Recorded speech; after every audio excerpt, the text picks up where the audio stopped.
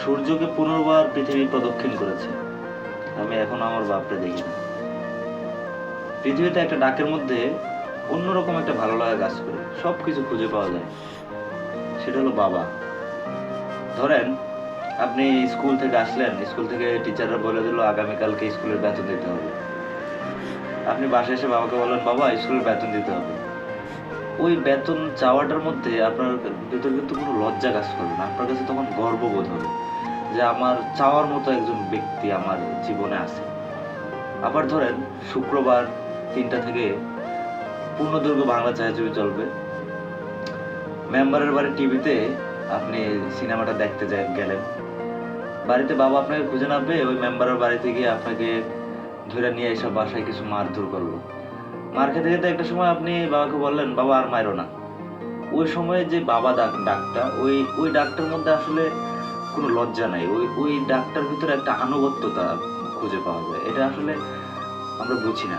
আবার ধরেন পাশের মাঠে, খেলার মাঠে ক্রিকেট খেলতেছি, হঠাৎ করে আলামিনের সাথে একটা রাগারাগি হলো, একটা পর্যায়ে মারামারি হলো। বাসায় এসে কান্না করতে করতে বাবার কাছে বিচার দিলাম, বাবা আলামিন আমাকে মারছে।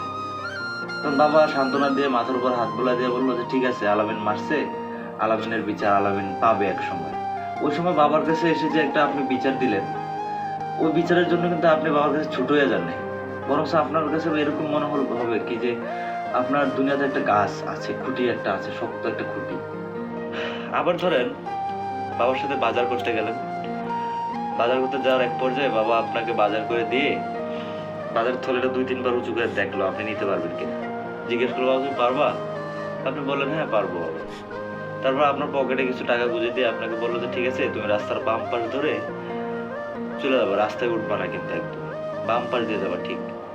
আপনি তখন একটা মাথাটা একটু নেড়ে আপনার বাবাকে বললেন যে ঠিক আছে বাবা। ওই যে বাবা ডাকটা, ওই বাবা ডাকটার মধ্যে একটা সহানুভূতিশীলতা, একটা যে নরম নমনীয়তা জিনিসটা থাকবে, ওই ওই ডাকটা না আপনি আর কোথাও পাবেন না আসলে। তো আমরা আসলে বাবা থাকতে এই মায়াগুলো ফিল করি না। বাবা যখন থাকে না, চলে যায় পরপারে, তখন যাদের বাবা নাই তারাই শুধু হয়তো বা এই ডাকের ফিলগুলা বুঝতে পারে।